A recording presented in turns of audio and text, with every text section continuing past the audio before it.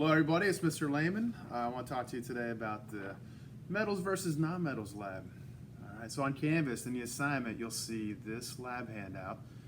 Basically just collecting data for this lab, and there's no post-lab questions, anything like that. Eventually we're going to have a lab quiz. Alright, so we open up lab quiz, so if you take your time today, watch the videos, watch and make observations, and ask questions. If you have any problems, then you should be in good shape for that lab quiz, which will be later this week. So I want to point out there's 7 different elements. They can be a metal, non-metal, or metalloid. So your job is to figure out whether or not each element is a metal, non-metal, or metalloid. So the first station, normally we do this, every lab table will be a different station. The first station we have the appearance. So we're going to look at luster. So I'm going to hold these elements up to the webcam and you can check these out. Now let me tilt down the iPad screen. There we go. So there is element A, which represents one of the elements on the periodic table. Pretty, very pretty. So label the luster in your data table. So describe what the luster looks like. And ultimately, a lot of these are just yes, no's, like yes or no. But luster, is it more metallic, like a metal, or is it more silky, shiny, dull, like a non-metal? Here is B. All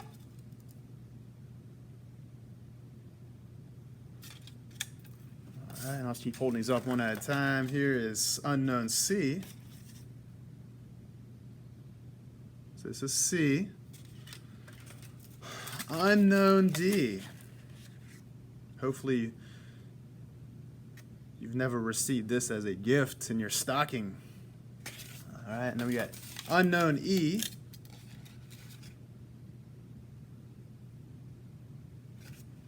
And then we got unknown F.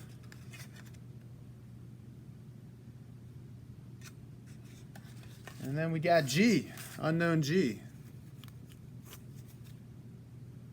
All right, so that was the first column. All right, you should have all of your data filled in here. If not, pause it, go back, rewatch it.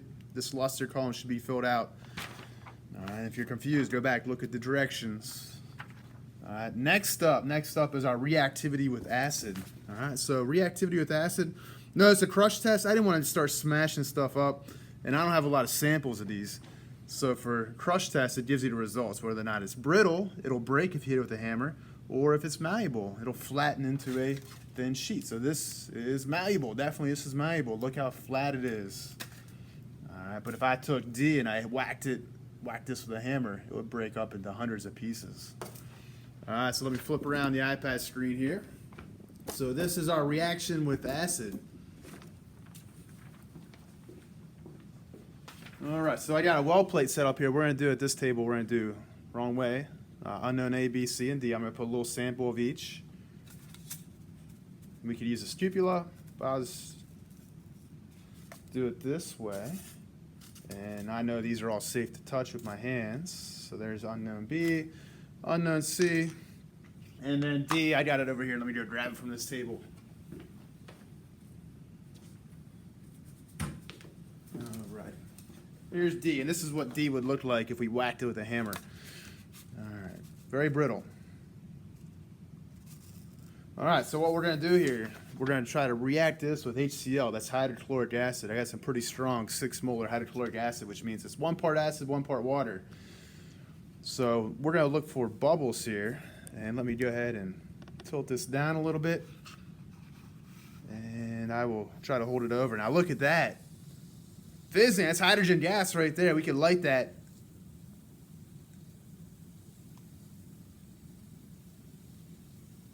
Oh, I smell that gas. All right, so let's take a look here. This one can be a little bit misleading, so I always have to explain to students. This can be a little bit misleading. All right, so for A, nothing happening, no bubbles. B, we saw lots of bubbling and fizzing, really rapid reaction. C, we see some bubbling there. All right, so that's a much slower reaction with acid. And D, this is where it's misleading.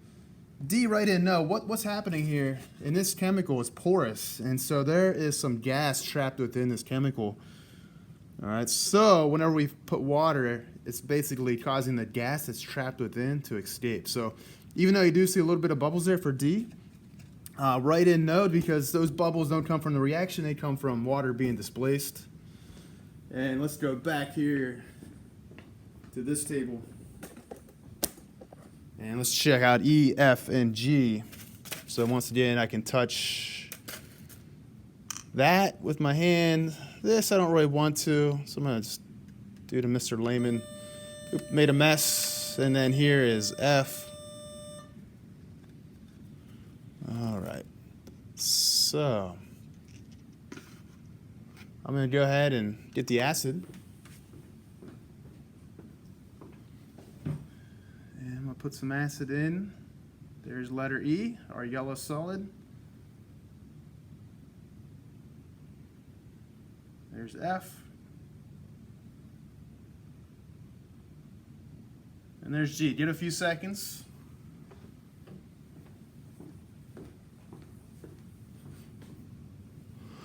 Sometimes these have a little bit of oxide, a little bit of rust build up on them. And it takes a little bit of time, but let's go ahead. I'll try to hold it over top. So E, nothing happening. F, we got some bubbling. And G, you might not be able to see it. There's little tiny bubbles forming, sticking to the surface of the metal. So it is reacting very, very slowly. F reacted a lot faster, and E, nothing going on there. Some is floating. Some of this yellow solid's floating, but there's no bubbles forming. But you can start to see some bubbles forming here in G. So this should be a no. Yes, yes, as far as reactivity goes. All right, so we're halfway done with the lab. Oops, iPad stand's not the best. All right, so I'm gonna pause it here, and then I'll start a new video for the last two stations.